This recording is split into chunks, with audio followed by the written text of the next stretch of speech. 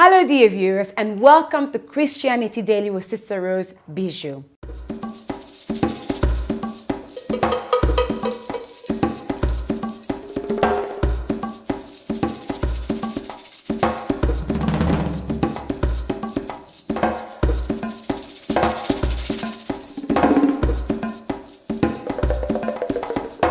Until next time, be encouraged, be uplifted and be blessed. Hello dear viewers and welcome to Christianity Daily with Sister Rose Bijou. I am back again today and we are still continuing on our series on interpreting, how to interpret. Today's session is lesson number 2. It is entitled On the Altar.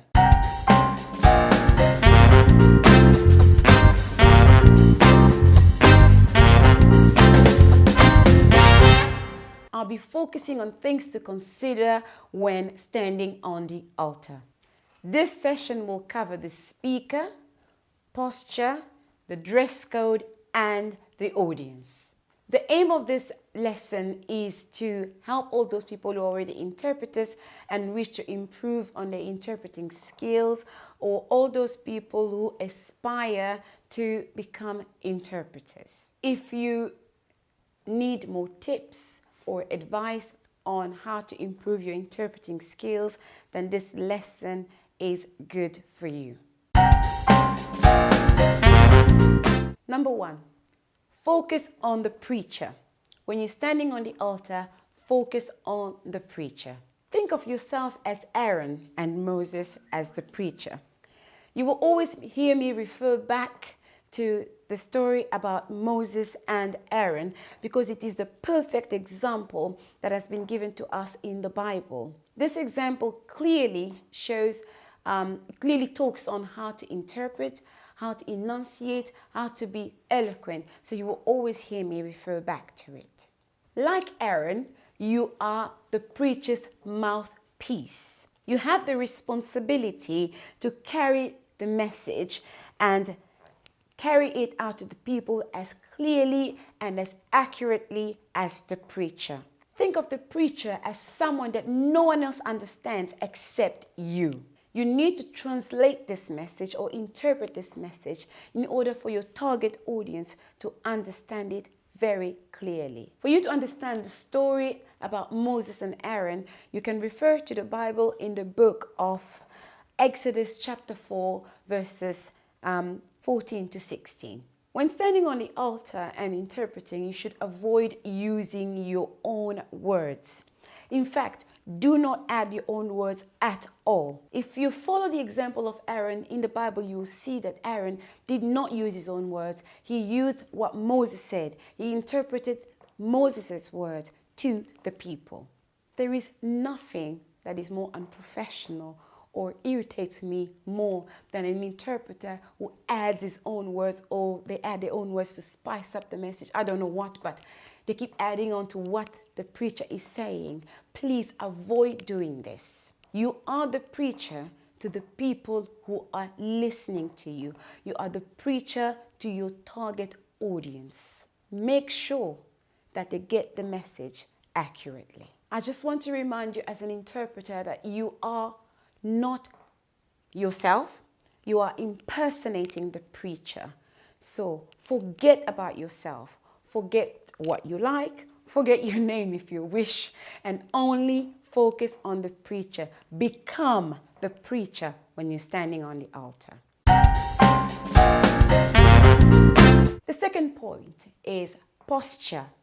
A good posture is required when standing on the altar. I will be giving you an example of how you should stand when you're standing on the altar very shortly. Standing with uprightness and symmetry will allow you to breathe better, and it will enable you to have a better voice projection. Standing slant from the preacher is advisable because it will help you to keep one eye on the preacher and the other eye on your audience. Position yourself in such a way that you are in constant alignment with the preacher. This will help you to avoid causing injury to yourself, and it will also avoid any discomfort, because sometimes you stand for a long time on the altar. I'm now going to show you how I would like you to stand when you stand on the altar.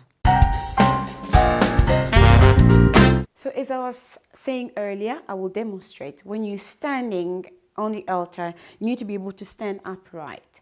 So you keep your body alignment in an upright and symmetry position to allow for better breathing, therefore better vocal projection.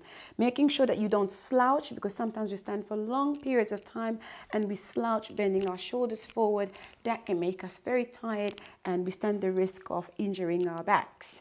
So standing slant, by that I mean, if this is my preacher, he is standing in the front or she's standing in the front facing wherever they are, but I should be able to stand slant where I am. This is my altar, but I am facing, half facing the audience, half facing the preacher, sort of in the middle. So my one eye is on the preacher and my other eye is on the audience. So I can keep a constant contact with the audience, at the same time see what the preacher is doing with the other eye. As you practice it, you will be able to do it. Make sure there is enough space between you and the preacher. Don't stand too close so that you don't trip the preacher. Stand close, but not too close. Leave enough space between you and the preacher. We will demonstrate some more things later. Your posture should be able to allow you to mimic the preacher's gestures and movements comfortably without causing injury to yourself. The next point is the dress code. Dress code is very, very important. It is fitting to dress properly for service in order to avoid disturbing or distracting the audience, the preacher, or even yourself. As Christians, we actually have a dress code outlined for us. It is found in the book of 1 Timothy chapter 2, verse 9. There in that verse, the Bible actually describes the way in which we should dress as Christians. It describes and tells us how we should dress. We should dress with 1, modesty, 2, decency, and 3, appropriateness. That is a Christian dress code. If you cannot follow these 3 codes stated in the book of 1 Timothy chapter 2 verse 9, then you should reconsider standing on the altar and addressing an audience. The clothes that you wear should be comfortable enough to allow you to mimic the gestures and movements of the preacher when standing on the altar. Gestures such as moving around, jumping, kneeling, bowing, lifting up your arms. Your clothes should allow you enough space to make all those movements and gestures. For women, the dress should be midi, which means below the knees, or maxi, which is all the way to the ankles. It should not be mini. Blouses and shirts should not be transparent. If they are, like what I'm wearing at the moment, you should have a t-shirt underneath to cover all the sensitive areas so as not to disturb or distract your audience. Materials such as jersey or stretch materials or tight clothing are not advisable because they will show through. It is very distracting and very unprofessional to wear clothes where your undergarments are showing through. It is very distracting to the audience and not quite fitting for the altar. If trousers are worn, suits or shirts covering up to below hips should be worn. This is to avoid the obvious show of body shapes, as it can be inappropriate and sometimes embarrassing to sensitive eyes. For men, yes, for men, you're not off the hook. You should not wear low-waist trousers. Trousers should also not be tight. No underwear should be seen. It is called underwear after all for a reason. Shirts and trousers should be comfortable enough again to allow for easy and flexible movement when on the altar. Formal clothes are advised when standing on the altar. Please avoid using denim. Please avoid using leather as they are not appropriate for the altar. A t-shirt should be worn underneath shirts for hygiene purposes and also to prevent any sweat patches from being seen. Avoid this if at all possible. Fourth point to consider: your audience. Please consider your audience.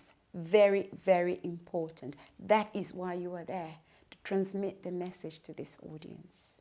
As an interpreter, you are the preacher to your target audience. They will focus on you and rely on you for the correct message. As I said before, please avoid using your own words. This is because the audience is relying on you for the correct message. If you use your own words, they are different from that of the preacher, you are or will be misleading your audience.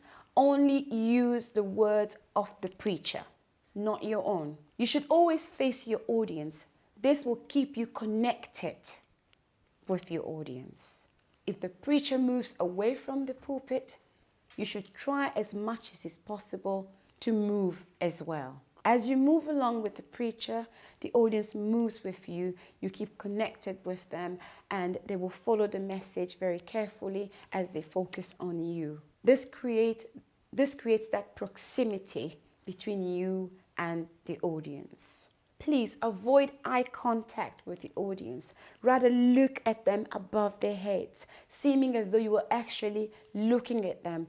They will feel as though you are connected with them. Because if you look at them in the eye or you make eye contact with them, some people in the audience may make facial expressions that could be disturbing to you, especially when you stumble on the word. Some tend to make gestures, facial expressions, or even sounds that could distract you from interpreting. So please try as best as you can not to have an eye contact with the audience. In conclusion, being an interpreter is not just about interpreting the language. It is a skill to translate the correct message to your target audience. The 4 points that have been covered in this session have been useful to me personally as an interpreter, and I always use them when standing on the altar. I hope that you will practice them and that they will also be useful to you as you use them. Please contact me if you have any questions, queries, or testimonies. Your testimonies are very, very important, and as they could be used as a form of an encouragement for all the other people that will be watching this message. Please contact us. Do not hesitate to contact us. My Facebook page is Rose Bijou Ramirez. I will be organizing workshops in this year, 2016, for all those who wish to attend, all those interested.